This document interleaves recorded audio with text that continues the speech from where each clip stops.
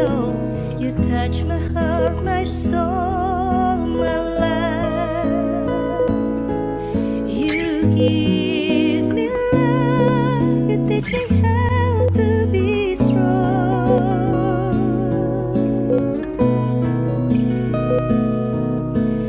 Father, into your hands I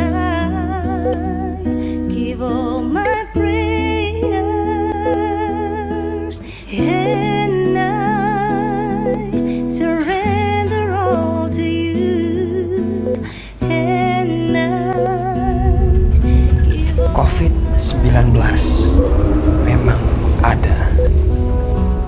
The World Health Organization has now confirmed that COVID-19 can be characterized as a pandemic. Sejak tahun 2020, dunia sudah dihadapkan dengan munculnya virus COVID-19. Dengan penyebarannya yang sangat cepat, pola hidup masyarakat pun harus berubah secara drastis. Tidak terkecuali adalah pola hidup sosial dalam keluarga kita sendiri, seperti bersalaman atau memeluk orang yang kita kasihi. Namun reaksi setiap orang di dunia atau masyarakat berbeda-beda. Begitu juga dengan reaksi anggota keluarga besar kami. Pertama, ada yang tidak peduli dan tetap melakukan aktivitas normal seperti tahun sebelumnya. Yang kedua, ada yang percaya virus ini hanya permainan politik dunia. Lalu ada yang panik dan berubah menjadi lebih protektif. Ada juga yang yakin iman mampu menyelamatkan tanpa perlu berjaga-jaga dengan ketat. Dan ada juga yang masih bingung. Setelah 1 tahun menjalankan pola hidup baru, dan tiba saatnya. 2021 adalah tahun di mana Tuhan mengizinkan virus COVID-19 masuk ke dalam lingkungan terdekat kami, yaitu keluarga kami sendiri, keluarga besar Ayal. Dari jumlah 3 orang dalam satu keluarga, menyebar menjadi 10 orang dari keluarga lainnya dengan domisili yang berbeda-beda. Dari mulai gejala ringan sampai dengan gejala berat. Dari proses perawatan dengan isolasi mandiri sampai salah satu saudara terkasih, kakak, adik, tante, dan ibu dari 2 orang anak, yaitu Tante Feni, harus terbaring di ICU RSUI sejak bulan April hingga Juni 2021. Itu semua kami harus lalui. Mulut kami seraya berteriak, kami tidak takut. Kami punya Tuhan Yesus. Namun hati kami, sebagaimana kami manusia yang juga lemah dan penuh keterbatasan, kami tetap merasakan cemas dan panik. 2 bulan penuh keluarga kami hidup dalam kecemasan menghadapi situasi Tante Feni di ICU. Kecemasan terbesarnya adalah ketika kami sadar resiko kematian di depan mata. Hampir setiap hari kami menangis, juga stres menanti kabar update perkembangan kesehatan Tante Feni. Komunikasi online via voice note atau video call untuk menyemangati Tante Feni dilakukan setiap hari melalui nomor WhatsApp rumah sakit. Mengirim renungan harian melalui YouTube atau lagu-lagu rohani untuk setiap harinya diperdengarkan melalui speaker aktif yang keluarga kirim ke rumah sakit sesuai saran dari rumah sakit.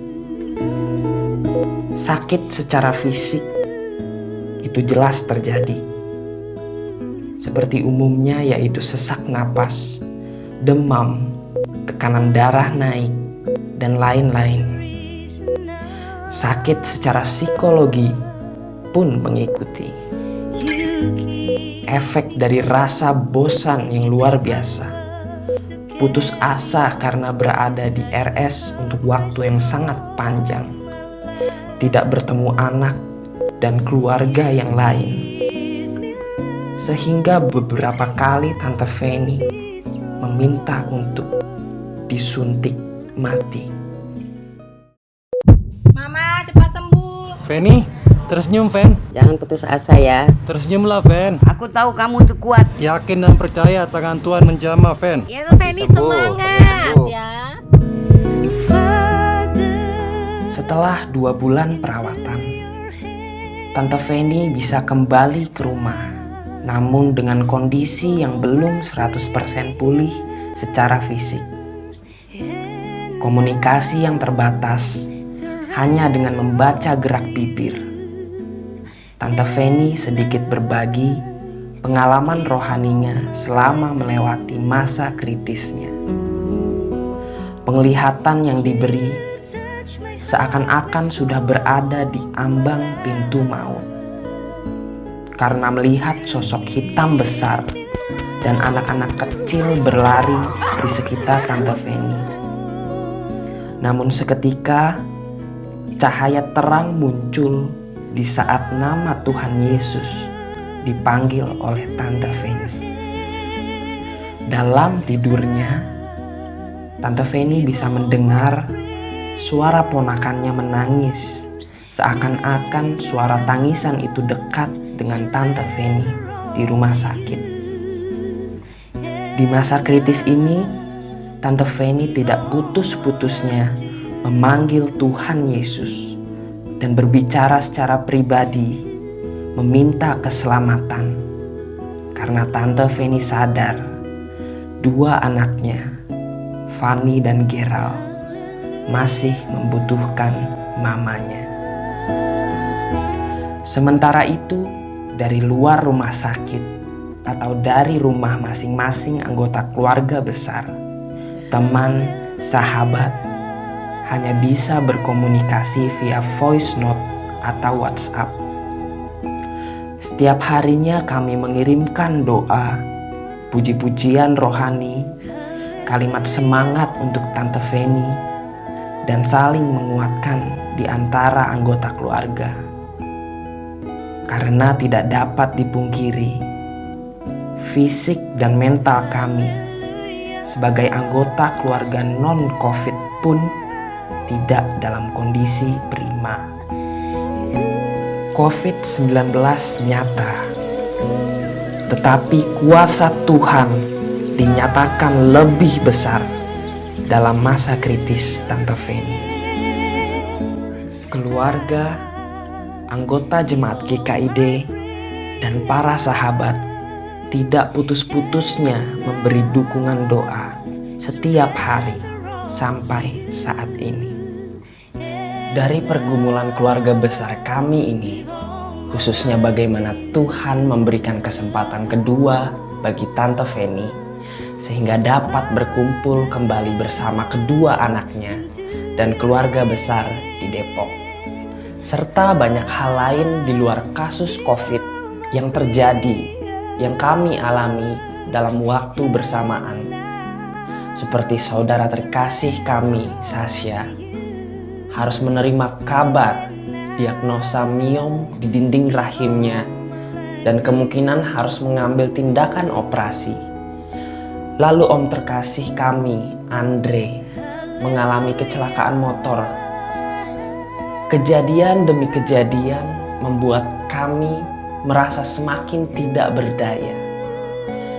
Tetapi di balik semua kejadian tersebut, kami yakin dan percaya bahwa Tuhan ingin kita anak-anaknya sadar bahwa kita semua adalah biji matanya, dan matanya tertuju kepada orang-orang benar, dan telinganya kepada permohonan kita yang minta tolong, dan mengajarkan kepada kita juga bahwa iman tanpa perbuatan adalah mati. Bagaimana kita, anak-anaknya, mengaplikasikan kesempatan kedua yang Tuhan berikan bagi kita semua di dalam menjalankan kehidupan selanjutnya. Dengan kesempatan kedua yang Tuhan berikan, kita adalah ciptaan baru, maka kehidupan yang lama telah berlalu. Kami sangat bersyukur atas semua itu, dan kami semakin yakin dan percaya bahwa kuasa doa sangatlah dahsyat apabila dinyatakan dengan benar di dalam iman kita kepada Tuhan Yesus Kristus. Akhir kata, kami mengucapkan terima kasih untuk segala dukungan moral dan material yang telah kami terima. Kiranya Tuhan Yesus memberkati kita semua. Amin. I saw the light, I saw the light. No more darkness, no more night. When I die, hallelujah, by and by, I'll fly away. I'll fly away, oh glory, I'll fly away. Ini pasien telah sembuh. Ibu negara tampil beda dengan lipstik dan alis dan rambut. Iya, kita lihat rambut ini.